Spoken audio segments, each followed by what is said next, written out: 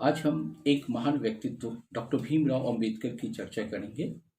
Doctor Bhimrao Ambedkar एक नाम ही नहीं बल्कि एक आंदोलन है, जिन्होंने समाज के शोषित और पिछड़े वर्गों को आवाज दी।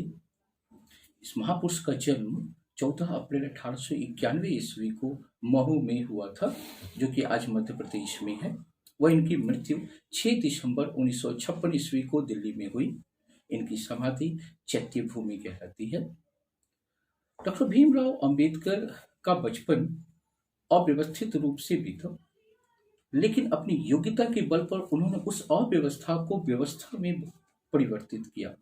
एक ऐसे समय में जब समाज में अगड़ी और पिछड़ी की भावना थी, छुआछूत की भावना थी, उस परिवेश में एक शोषित परिवार में जन्म लेने के बाद भी अपनी योग्यता के बल पर इन्होंने उस पद को प्राप्त किया जिसकी लालसा प्रत्येक व्यक्ति रखते हैं। अपनी योग्यता के बल पर ही इन्होंने लंदन स्कूल ऑफ इकोनॉमिक्स और कोलंबिया विश्वविद्यालय जैसे उच्च शिक्षण संस्थानों में शिक्षा ग्रहण की। इनकी योग्यता इस बात से मापी जा सकती है कि ये 9 भाषाओं के ज्ञाता थे, 64 विषयों में इन्हें महारत थी और इन्हें 32 विषयों की डिग्री प्राप्त थी। ये एकमात्र ऐसे विश्व के व्यक्ति थे जिन्होंने 8 वर्षों का कोर्स मात्र 2 वर्ष 11 माह 13 दिन में पूरा किया। ये हम छात्रों के लिए एक अनुकरण का भी विषय है कि एक ऐसे समय में जबकि भारत गुलाम था और ऊपर से एक ऐसे परिवार में जन्म लेना जिसे लोग बैठने तक देने के लिए तैयार नहीं थे, वहां का एक लड़का उस पद को प्राप्त करता है जहां के लिए पूरे विश्व के नागरिक ललायित रहते हैं।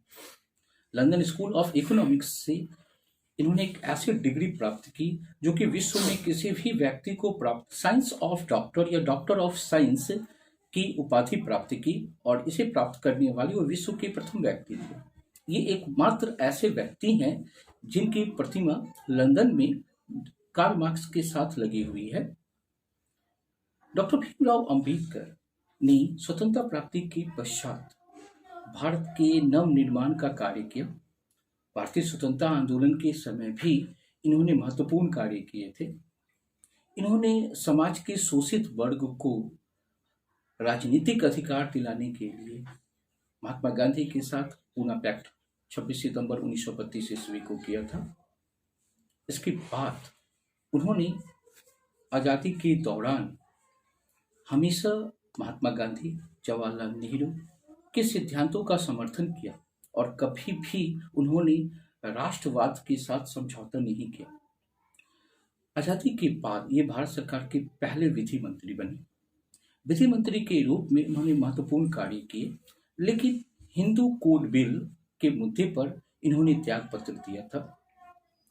ये प्रथम ऐसे व्यक्ति थे जिन्होंने महिलाओं के उत्थान के लिए कार्य किया। आज जो महिला सशक्तिकरण की बात हम करते हैं, डॉक्टर भीमराव अंबेडकर ने आज़ादी के समय ही इस मुद्दे को उठाया था और प्रभावी रूप से लागू करवाने का प्रयास किया था, जिसमें ये असफल रहे थे। लेकिन चर्चा इन्होंने उसी समय कर दी थी जो कि आज हम बेटी बचाओ बेटी पढ़ाओ और अनेक महिला सशक्तिकरण कार्यक्रमों में पाते हैं। सामाजिक व्यवस्था में उन्होंने सुधार का एक अलग से प्रयास किया था। आज़ादी के पूर्व ही ये समाज के शोषित वर्गों के लिए प्रयास करते रहते थे। उन्होंने मनुस्मृति दहन जैसे आंदोलन किए, जिसके द्वारा उन्होंने सामाजिक समानता के लिए प्रयास किया। तो मंदिरों में अछूतों को प्रवेश कराने के लिए इन्होंने प्रयास किया। इसके लिए इन्होंने अनेक संस्थाएं भी बनाई थी, जिसमें बहिष्कृत हितकारिणी सभा का प्रमुखता से स्थान रखता है। अपने विचारों को जन जन तक पहुंचाने के लिए इन्होंने विभिन्न प्रकार की पत्र पत्रिकाओं का संपादन किया था, जिनमें मूक नायक, बहिष्कृत भारत का नाम प्रमुखता से आता है। तो वहीं युवाओं के लिए इन्होंने औरंगाबाद और महाराष्ट्र में विभिन्न प्रकार के महाविद्यालयों की स्थापना की, जिसमें सिद्धार्थ महाविद्यालय का प्रमुखता से स्थान आता है। इसके अलावा उनकी विचारधारा राजनीतिक क्षेत्र में अलग थी। इसके लिए उन्होंने अपनी एक पार्टी बनाई थी जो कि रिपब्लिकन पार्टी के रूप में जानी जाती है। स्वतंत्र लेबर पार्टी का नाम प्रमुखता से आता है। इन्होंने भारतीय संविधान के निर्माण में महत्वपूर्ण भूमिका अदा की थी। भारतीय संविधान सभा में ये एक महत्वपूर्ण सदस्य के रूप में थे और इन्हें भारतीय संविधान का जनक भी माना जाता है। भारतीय संविधान के प्रारूप समिति के ये अध्यक्ष थे, जो कि संविधान सभा की एक महत्वपूर्ण समिति थी। इसके बाद इन्होंने सबसे महत्वपूर्ण वित्त आयोग व नदियों से संबंधित योजनाओं में महत्वपूर्ण भूमिका अदा की। इनकी अनुशंसा पर ही इन आयोगों की नियुक्ति हुई और सबसे महत्वपूर्ण इनकी आरबीआई की स्थापना में इनका योगदान हमें देखने को मिलता है। आजादी के बाद इन्होंने एक और महत्वपूर्ण कार्य किया था। 1956 ईस्वी में इन्होंने बौद्ध धर्म की दीक्षा ली थी और यह उनके जीवन की अंतिम उपलब्धि थी। इसके बाद इसी वर्ष इनकी मृत्यु होती है। यद्यपि ये आज हमारे बीच नहीं हैं, लेकिन उनके सिद्धांत आज भी भारतीयों के जन जन में व्याप्त है।